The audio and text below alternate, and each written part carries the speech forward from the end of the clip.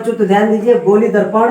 गोली दर्पण को इंग्लिश में स्फेरिकल मिरर कहते हैं। जैसा कि नाम से ही क्लियर है, यह गोली कांच का बना दर्पण होता है, अर्थात इसका परावर्तक पृष्ठ गोली होता है। ओके बच्चों, तो याद रखिए गोली दर्पण जो होता है कांच के खोखले गोले से बनाया जाता है। आगे ध्यान दीजिए, गोली दर्पण दो प्रकार का होता है। गोली दर्पण दो प्रकार का होता है। पहला अवतल दर्पण, जिसे इंग्लिश में कॉन्केव मिरर कहते हैं, और दूसरा उत्तल दर्पण होता है, जिसे इंग्लिश में कन्वेक्स मिरर कहते हैं। तो बच्चों याद रखिए, गोली दर्पण दो प्रकार का होता है, पहला अवतल दर्पण और दूसरा उत्तल दर्पण। तो आगे ध्यान दीजिए, अवतल दर्पण किसे कहते हैं और उसकी पहचान क्या है। वह गोली दर्पण जिसका परावर्तक पृष्ठ दबा होता है, वह गोली दर्पण जिसका परावर्तक पृष्ठ दबा होता है अवतल दर्पण कहलाता है। तो बच्चों ध्यान दीजिए, अवतल दर्पण का चित्र है। अवतल दर्पण आपको समझ में आ रहा है, ये दबा हुआ पार्ट क्या है, परावर्तक पृष्ठ है। दबा हुआ भाग क्या है, परावर्तक पृष्ठ है। प्रकाश किरण हमेशा क्या होता है, परावर्तक पृष्ठ पर ही आपतित होता है। याद रखिए, परावर्तक पृष्ठ पर ही प्रकाश किरण आपतित होती है और आपतित होने के बाद वह परावर्तित हो जाती है। ओके बच्चों, तो अवतल दर्पण का एक चित्र आप पहचान लीजिए। इसके उठे हुए भाग पर पालिश है, ये उठे हुए भाग पर पालिश है, लेकिन दबा हुआ भाग क्या है, परावर्तक पृष्ठ है। अगली महत्वपूर्ण बात आप याद रखिए, यहाँ पर P क्या है, दर्पण का ध्रुव है, और F क्या मुख्य फोकस, C क्या है, वक्रता केंद्र। P क्या ध्रुव है, F मुख्य फोकस है और C वक्रता केंद्र है, और PC रेखा, एक PC रेखा जो है मुख्य अक्ष है। तो अवतल दर्पण के केस में आप याद रखिए, मुख्य फोकस और वक्रता केंद्र, मुख्य फोकस और वक्रता केंद्र परावर्तक पृष्ठ की तरफ होता है। ओके बच्चों, ये दबा हुआ भाग परावर्तक पृष्ठ है। तो अवतल दर्पण में याद रखिए, जो आपका मुख्य फोकस और वक्रता केंद्र जो होता है, ये होता है परावर्तक पृष्ठ की तरफ। तो आप इस चित्र को याद रखिए। ओके बच्चों, अब आगे ध्यान दीजिए, दूसरा उत्तल दर्पण। उत्तल दर्पण की पहचान क्या है, अब आगे ध्यान दीजिए, वह गोली दर्पण जिसका परावर्तक पृष्ठ उठा होता है, वह गोली दर्पण जिसका परावर्तक पृष्ठ उठा होता है उत्तल दर्पण कहलाता है। तो इस चित्र में आप ध्यान दीजिए, परावर्तक पृष्ठ देखिए, ये उठा हुआ भाग है, इधर वाला परावर्तक पृष्ठ क्या है, उठा हुआ भाग है। प्रकाश किरण इसमें इधर से आएगी, प्रकाश किरण। ओके बच्चों, तो हमेशा याद रखिए, प्रकाश किरण हमेशा परावर्तक पृष्ठ पर ही आपतित होती है, प्रकाश किरणें। ओके बच्चों, अब अगली महत्वपूर्ण बात, जैसे मैंने बताया, P क्या है, दर्पण का ध्रुव है, F मुख्य फोकस है, और C वक्रता केंद्र है। इस PC लाइन को जो एक PC लाइन है वो क्या कहलाएगी, मुख्य अक्ष कहलाएगी बच्चों। तो याद रखिए, उत्तल दर्पण के केस में मुख्य फोकस और वक्रता केंद्र पालिश किए हुए भाग की तरफ होता है। मुख्य फोकस F है और C वक्रता केंद्र है। उत्तल दर्पण में ये पालिश जिधर होता है, पालिश किया होता है उधर होता है। और अवतल दर्पण के केस में मुख्य फोकस और वक्रता केंद्र क्या होता है, परावर्तक पृष्ठ की तरफ ही होता है। तो आप दोनों चित्र को आप पहचान लीजिए, उत्तल दर्पण का है चित्र, ये अवतल दर्पण का चित्र है। ओके बच्चों, इसका परावर्तक पृष्ठ उठा हुआ भाग होता है, उठा हुआ पार्ट होता है, और इसका परावर्तक पृष्ठ क्या होता है, दबा हुआ पार्ट अंदर की तरफ होता है। ओके बच्चों, तो आप इसको नोट कर लीजिए, फिर मैं आपको इसके बारे में और जानकारी बताने जा रहा हूँ। तो बच्चों अब आगे ध्यान दीजिए, मैं आप लोगों को बताने जा रहा हूँ किरण आरेख का नियम, जो कि दर्पण से संबंधित एक महत्वपूर्ण टॉपिक होता है। ओके बच्चों, तो ध्यान दीजिए, किरण आरेख के कुल 4 नियम होते हैं, जिनमें से 2 नियम मैंने आपके सामने बोर्ड पर लिखा है। इसके बाद 2 नियम मैं आपको और बताऊंगा। ओके बच्चों, तो ध्यान दीजिए, किरण आरेख का पहला नियम, अवतल दर्पण या उत्तल दर्पण में इनके मुख्य अक्ष के समांतर आने वाली प्रकाश किरणें परावर्तन के पश्चात मुख्य फोकस F से जाती हैं या जाती हुई प्रतीत होती हैं। ओके बच्चों, तो आप इस चित्र को आप ध्यान दीजिए, ये अवतल दर्पण का चित्र है और ये उत्तल दर्पण का चित्र है।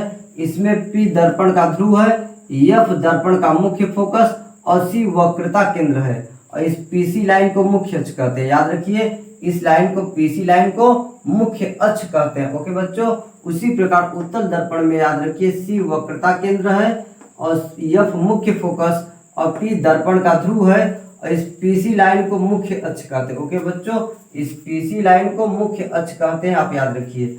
अब किरण आरेख का पहला नियम अवतल दर्पण के केस में ध्यान दीजिए, किरण आरेख का जो पहला नियम है ध्यान दीजिए, अवतल दर्पण में आप कह सकते हैं मुख्य अक्ष के समांतर आने वाली प्रकाश किरणें, मुख्य अक्ष के समांतर आने वाली प्रकाश किरणें परावर्तन के पश्चात मुख्य फोकस से होकर गुजरती हैं। ओके बच्चों, तो अवतल दर्पण में मुख्य अक्ष के समांतर आने वाली प्रकाश किरणें परावर्तन के पश्चात मुख्य फोकस F से होकर गुजरती हैं। ओके बच्चों, आगे उत्तल दर्पण में इसी प्रकार ध्यान दीजिए, मुख्य अक्ष के समांतर आने वाली प्रकाश किरणें, मुख्य अक्ष के समांतर आने वाली प्रकाश किरणें परावर्तन के पश्चात मुख्य फोकस एफ से जाती हुई प्रतीत होती हैं। इस डॉट डॉट लाइन का मतलब है बच्चों कि ये प्रकाश किरण जो है, परावर्तित प्रकाश किरण एफ से मुख्य फोकस से वास्तव में नहीं जा रही है, एफ से जाती हुई प्रतीत हो रही है। ओके बच्चों, तो उत्तल दर्पण के केस में आप याद रखिए कि मुख्य अक्ष के समांतर जाने वाली प्रकाश किरणें परावर्तन के पश्चात मुख्य फोकस से जाती हुई प्रतीत होती हैं। ओके बच्चों, तो किरण आरेख का पहला नियम बहुत ही आसान है, आप याद रखिए। एक बार फिर से सुनिए, अवतल दर्पण में मुख्य अक्ष के समांतर जाने वाली प्रकाश किरणें या आने वाली प्रकाश किरणें परावर्तन के पश्चात मुख्य फोकस एफ से होकर गुजरती हैं। अवतल दर्पण में प्रकाश किरणें, मुख्य अक्ष से आने वाली प्रकाश किरणें परावर्तन के पश्चात मुख्य फोकस एफ से जाती हुई प्रतीत होती हैं। ओके बच्चों, अब किरण आरेख का दूसरा नियम आप ध्यान दीजिए। अवतल दर्पण के मुख्य फोकस से आने वाली, अवतल दर्पण के मुख्य फोकस से आने वाली प्रकाश किरणें या उत्तल दर्पण के मुख्य फोकस की ओर निर्देशित प्रकाश किरणें परावर्तन के पश्चात मुख्य अक्ष के समांतर लौट जाती हैं। तो आप यहाँ ध्यान दीजिए, किरण आरेख का दूसरा नियम यह है। तो अवतल दर्पण में ध्यान दीजिए, ये दूसरा नियम पहले नियम का अपोजिट है। किरण आरेख का पहला नियम और दूसरा नियम एक दूसरे का अपोजिट है। इसमें ध्यान दीजिए, मुख्य अक्ष के समांतर प्रकाश किरण आ रही है और मुख्य फोकस से गुजर रही है। मुख्य अक्ष के समांतर आने वाली प्रकाश किरणें मुख्य फोकस एफ से गुजर रही हैं। मुख्य अक्ष के समांतर आने वाली प्रकाश किरणें मुख्य फोकस से जाती हुई प्रतीत हो रही है। जबकि दूसरा नियम आप ध्यान दीजिए, मुख्य फोकस से जाने वाली प्रकाश किरण परावर्तन के पश्चात मुख्य अक्ष के समांतर हो जा रही है। ओके बच्चों, तो ध्यान दीजिए, मुख्य अक्ष, ध्यान दीजिए, मुख्य फोकस से जाने वाली प्रकाश किरण, यह मुख्य फोकस है। मुख्य फोकस से जाने वाली प्रकाश किरण परावर्तन के पश्चात मुख्य अक्ष के समांतर हो जा रही है। उसी प्रकार उत्तल दर्पण में ध्यान दीजिए, मुख्य फोकस की ओर आने वाली प्रकाश किरण, ध्यान दीजिए, ये उत्तल दर्पण में आपको दिखाई दे रहा है जैसे प्रकाश किरण मुख्य फोकस की ओर आ रही है, मुख्य फोकस की ओर निर्देशित है, मुख्य फोकस की ओर निर्देशित है। ऐसा आभास हो रहा है कि प्रकाश किरण मुख्य फोकस की ओर जा रही है या मुख्य फोकस की ओर आ रही है। तो वही चीज आप समझिए, मुख्य फोकस की ओर निर्देशित प्रकाश किरणें परावर्तन के पश्चात मुख्य अक्ष के समांतर लौट जाती है। ओके बच्चों, मुख्य फोकस की ओर प्रकाश किरण आ रही है, अब जैसे इससे टकराएगी, टकराकर मुख्य अक्ष के समांतर लौट जाएगी। ओके बच्चों, तो आप किरण आरेख का पहला नियम और दूसरा नियम दोनों नोट कर लीजिए।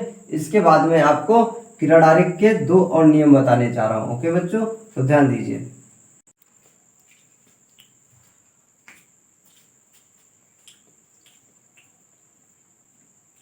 तो बच्चों, अब किरण आरेख का तीसरा नियम आप ध्यान दीजिए, वक्रता केंद्र से जाने वाली प्रकाश किरणें परावर्तन के पश्चात उसी रास्ते पर वापस लौट जाती हैं। ओके बच्चों, वक्रता केंद्र से जाने वाली प्रकाश किरणें परावर्तन के पश्चात उसी रास्ते पर वापस लौट जाती हैं। जैसे यहाँ पर ध्यान दीजिए, अवतल दर्पण का ये वक्रता केंद्र है, सी वक्रता केंद्र है, और प्रकाश किरण वक्रता केंद्र से आ रही है और परावर्तन के पश्चात उसी रास्ते पर वापस लौट जा रही है। ओके बच्चों, तो याद रखिए, वक्रता केंद्र से आने वाली प्रकाश किरणें परावर्तन के पश्चात उसी रास्ते पर वापस लौट जाती हैं सीधे। ओके बच्चों, उसी प्रकार उत्तल दर्पण में आप ध्यान दीजिए, वक्रता केंद्र की ओर आने वाली प्रकाश किरणें, ठीक है, वक्रता केंद्र की आने वाली प्रकाश किरणें परावर्तन के पश्चात वक्रता केंद्र से जाती हुई प्रतीत होती हैं। ओके बच्चों, उत्तल दर्पण के केस में हमेशा आभास होता है परावर्तित प्रकाश किरणों का। ओके बच्चों, तो वक्रता केंद्र की ओर प्रकाश किरण आ रही है और परावर्तन के पश्चात ऐसा लग रहा है कि वक्रता केंद्र से होकर जा रही है, लौट रही है, आभास हो रहा है। ओके बच्चों, तो आप याद रखिए, बहुत ही आसान नियम है, वक्रता केंद्र से कोई प्रकाश किरण आएगी तो परावर्तन के पश्चात उसी रास्ते पर वापस लौट जाएगी। तो चौथा नियम आगे ध्यान दीजिए, दर्पण के ध्रुव पर कोई प्रकाश किरण जितने कोण से आपतित होती है, आपतित का मतलब होता है गिरना, आपतित माने गिरना। ओके बच्चों, तो दर्पण के ध्रुव पर कोई प्रकाश किरण जितने कोण से आपतित होती है उतने ही कोण से परावर्तित होती है, यानी लौट जाती है। ओके बच्चों, तो ध्यान दीजिए, जैसे यहाँ पर अवतल दर्पण का चित्र मैंने बनाया है, ये प्रकाश किरण आपतित तो हो रही है, ये इतने कोण से, तो उतने ही कोण से वापस लौट जा रहे हैं। ओके बच्चों, जब कोई प्रकाश किरण दर्पण के ध्रुव पर डायरेक्ट आपतित होती है, ये दर्पण का ध्रुव है, ये प्रकाश किरण दर्पण के ध्रुव पर डायरेक्ट आपतित हो रही, गिर रही है, तो जितने कोण पर गिरती है उतने ही कोण से क्या होती है, वो वापस लौट जाती है, उतने ही कोण से वापस लौट जाती है। ओके बच्चों, तो ध्यान रखिए ये किरण आरेख के 4 नियम जो मैंने आपको बताया बहुत ही महत्वपूर्ण है। यदि ये आपको याद रहेंगे तभी आप कोई भी लाइट चैप्टर का फिगर बना पाएंगे। ओके।